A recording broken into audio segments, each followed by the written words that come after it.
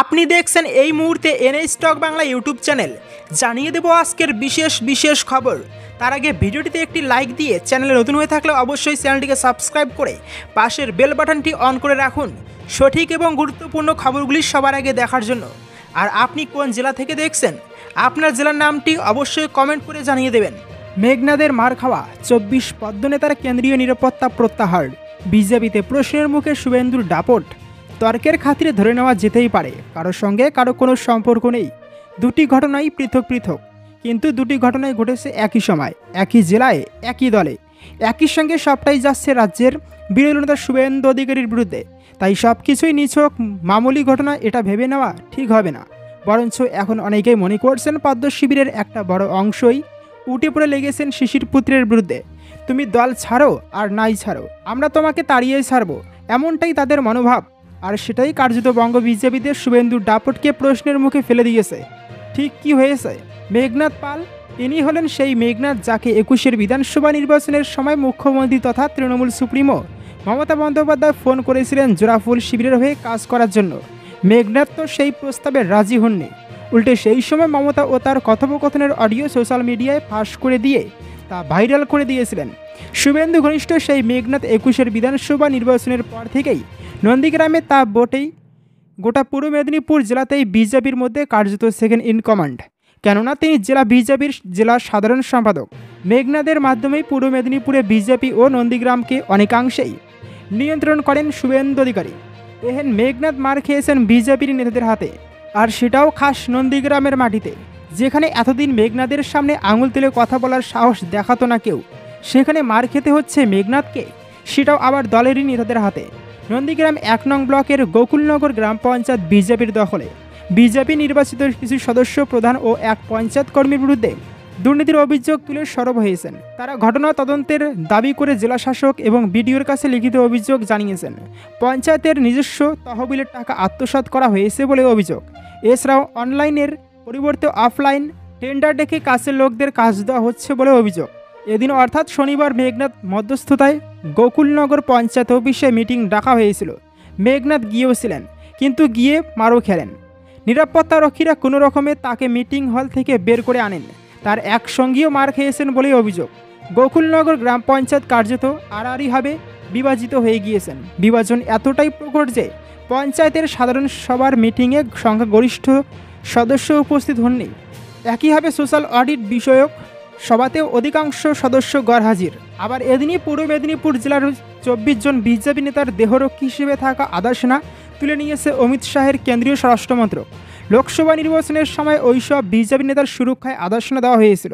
Vote মিটে যাওয়ার প্রায় 4 মাস পরও ওই নেতারা আদাসনা ছাড়েননি। অবশেষে কেন্দ্রীয় স্বরাষ্ট্রমন্ত্রক বিজ্ঞপ্তি দিয়ে এই জেলায় একসঙ্গে 24 জন নেতার দেহরক্ষী তুলে নিয়েছে। এই 24 জন নেতাই শুভেন্দু অনুগামী। সরকারি জমি জবরদখলে অভিযুক্ত খোদ মন্ত্রী। মুখ্যমন্ত্রীর নির্দেশে তদন্তে ভূমি দপ্তর। বার্তা আগেই গিয়েছিল, স্পষ্ট করে দেওয়া হয়েছিল সরকারি জমি জবরদখলকারীদের রেয়াত করা হবে না। তা সে যেই হোক না কেন, শাসক দল নাকি বিরোধী দল, সেটা আলাদা করে বিচার্য করা হবে না। যেই সরকারি জমি জবরদখল করবে তার বিরুদ্ধেই ব্যবস্থা নেওয়া হবে। আর সেটা করা ব্যবস্থাই প্রয়োজনে গ্রেপ্তারির পথেও হাঁটবে রাজ্য প্রশাসন। সেটা যে মুখের কথা ছিল না, তা এখন হারে হারে টের পাচ্ছেন উত্তরবঙ্গের শিলিগুড়ি লাগোয়া এলাকার জমি হাওড়া। কেউ শাসক দলে থেকে, কেউ বিরোধী দলে থেকে সরকারি জমি লুট চালিয়েছিলেন। এখন অনেকেই দিন কাটাচ্ছেন জেলের অন্দরে। এবার সেই একই অভিযোগে র্যাডারে চলে এসেছেন রাজ্যেরই এক মন্ত্রী, যিনি কিনা শাসক দলেরই বিধায়ক। শ্রীকান্ত মাহাতো পশ্চিম মেদিনীপুর জেলার শালবনী বিধানসভা কেন্দ্রের 3 বাড়ির বিধায়ক এবং রাজ্যের ক্রেতা সুরক্ষা দপ্তরের প্রতিমন্ত্রী। তার বিরুদ্ধে উঠেছে সরকারি জমি দখলের অভিযোগ। সেই অভিযোগ গিয়ে পৌঁছেছে মুখ্যমন্ত্রীর টেবিলে। আর তারপরেই মুখ্যমন্ত্রী মমতা বন্দ্যোপাধ্যায়ের নির্দেশে শ্রীকান্তের বিরুদ্ধে তদন্তে নেমেছে ভূমি দপ্তর। জানা গিয়েছে শ্রীকান্তের বিরুদ্ধে সরকারি জমি জবরদখলের লিখিত অভিযোগ জমা পড়েছে মুখ্যমন্ত্রীর দপ্তরে। তার জেরে মুখ্যমন্ত্রী ভূমি দপ্তরকে তদন্তের নির্দেশ দিয়েছেন বলেই নবান্ন সূত্রে জানা গিয়েছে। রাজ্য ভূমি দপ্তরের নির্দেশিকা জেলায় আসার পরে শালবনীর বিডিও রোমান মণ্ডলের কাছে একটি নির্দেশিকা পাঠান পশ্চিম মেদিনীপুরের অতিরিক্ত জেলা শাসক সুমন সৌরভ মহান্তি। 3 দিনের মধ্যে তদন্ত রিপোর্ট দিতে বলা হয়েছে। বিডিও মানছেন ঊর্ধ্বতন কর্তৃপক্ষ ওখানকার জমি নিয়ে রিপোর্ট চেয়েছেন। অভিযোগ ঠিক কি? শ্রীকান্তের স্ত্রী অঞ্জনা মাহাতো জেলা পরিষদ সদস্য। জানা যাচ্ছে শালবনির সৈয়দপুরের দক্ষিণ শোল মৌজায় শ্রীকান্ত তার শ্যালক তরুণ মাহাতোর নামে কয়েক কোটি টাকায় 3.60 একর জমি কিনেছেন। অভিযোগ, প্রভাব খাটিয়ে তার বাইরে আরও প্রায় 6 একর জায়গা অবৈধভাবে দখল করেছেন মন্ত্রী। এর মধ্যে গ্রামের একমাত্র শ্মশান, পুকুর, চাষযোগ্য জমিও রয়েছে। ওই জমি উদাস্তু কলোনির স্থানীয়দের পাট্টা দেওয়া হয়েছিল। আরজি কর কাণ্ডে ক্ষুব্ধ তৃণমূলের সাংসদ পদ ছাড়লেন জহর সরকার, নিশানায় মমতা। আরজি কর কাণ্ডের প্রেক্ষিতে সুখেন্দু শেখর রায়, শান্তনু সেনদের মতো দলের নেতাদের নিয়ে এমনিতেই অস্বস্তিতে ছিল তৃণমূল কংগ্রেস। এবার রাজ্যসভার সাংসদ পদ থেকে পদত্যাগ করে দলের অস্বস্তি কয়েক গুণ বাড়িয়ে দিলেন জহর সরকার। সূত্রে খবর, এ বিষয়ে মুখ্যমন্ত্রী মমতা বন্দ্যোপাধ্যায়কে চিঠিও দিয়েছেন তিনি। আরজি কর কাণ্ডের প্রতিবাদে সুর চড়িয়ে এর আগেই দলের অস্বস্তি বাড়িয়েছিলেন তৃণমূলের রাজ্যসভার সাংসদ সুখেন্দু শেখর রায়। কিন্তু এই প্রথম শাসক দলের কোনো সাংসদ ইস্তফা দেওয়ার সিদ্ধান্ত নিলেন। চিঠিতে আরজি কর কাণ্ডের প্রেক্ষিতে তিনি জানিয়েছেন, মমতা বন্দ্যোপাধ্যায় আর আগের মমতা বন্দ্যোপাধ্যায় নেই।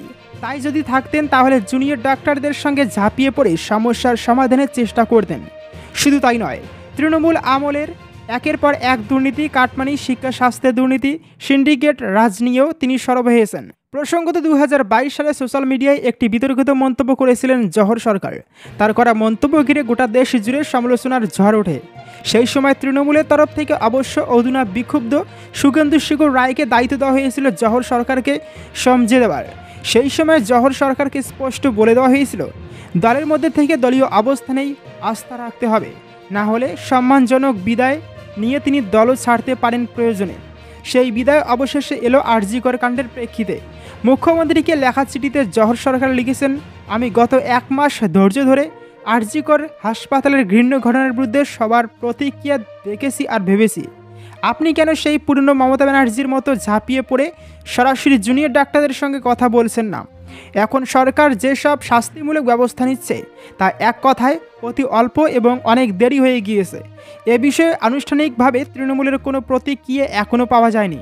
কার নির্দেশে ভাঙা হয় সেমিনার রুমের পাশের ঘর, প্রমাণসহ সব ফাঁস করলেন সুকান্ত, তোলপাড় রাজ্য।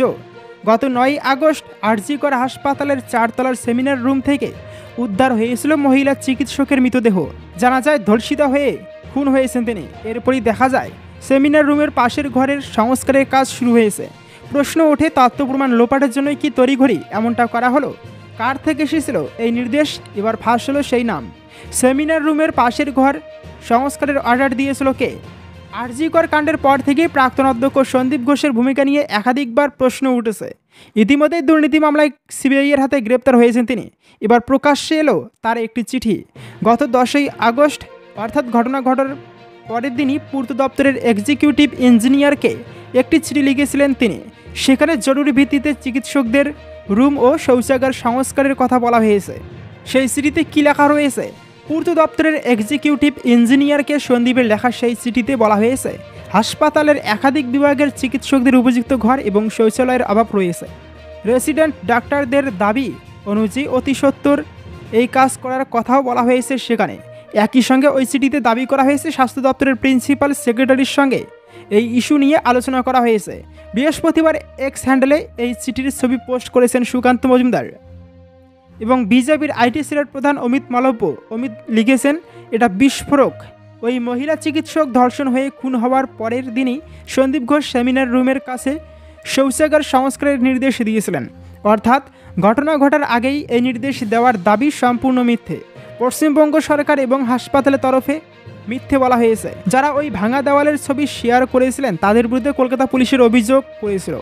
অমিত লেখেন, কলকাতা পুলিশ, হাসপাতাল কর্তৃপক্ষ এবং মমতা বন্দ্যোপাধ্যায়ের সমস্ত প্রমাণ লোপাটের জন্য এসব করছেন।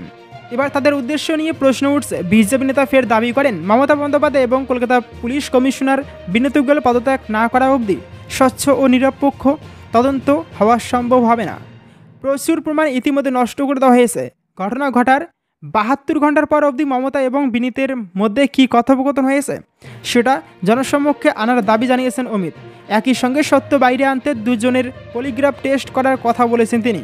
ধর্না ভার্সেস ধর্না, মমতার অস্ত্রেই ঘায়েল মমতা। ধর্না বনাম ধর্না, মমতা বন্দ্যোপাধ্যায়ের অস্ত্রেই তাকে ঘায়েল করতে চায় বিরোধীরা। তার সঙ্গে সাযুজ্য রেখেই রাস্তা দখল করে রয়েছে বিরোধীরা। বিজেপির পাশাপাশি ধর্না অবস্থানকে বাড়তি গুরুত্ব দিচ্ছে সিপিআইএম। বিজেপি প্রথম দফায় শ্যামবাজারে ধর্ণা অবস্থান করেছিল। পরে দ্বিতীয় দফায় ধর্মতলায় ধর্নার সিদ্ধান্ত নেয় গেরুয়া ব্রিগেড, যা তৃতীয় পর্যায়ে পৌঁছেছে। মেয়াদ বৃদ্ধি হয়েছে আদালতের অনুমতিক্রমে। অন্যদিকে 3রা সেপ্টেম্বর শ্যামবাজারে উপচে পড়া মিছিলের পরে রাস্তা দখল করে কর্মসূচি শুরু করে সিপিআইএম। তারপরে আদালতের অনুমোদন নিয়ে অবস্থান শুরু করেছে সিপিআইএমের ছাত্র, যুব এবং মহিলা সংগঠনের নেতা কর্মী সমর্থকেরা। এর আগে আরজি করের জরুরি বিভাগের থেকে কয়েক মিনিটে দূরে প্রথম দফায় দিন কয়েকের জন্য অবস্থান করেছিলেন তারা। একদা মমতা বন্দ্যোপাধ্যায়ের সিঙ্গুর পর্বে ধর্মতলায় 26 দিন অনশন করেছিলেন। দুর্গাপুর এক্সপ্রেসওয়ে পাশে লাগাতার ধর্ণা অবস্থান করেছিলেন জমি ফেরতের দাবিতে।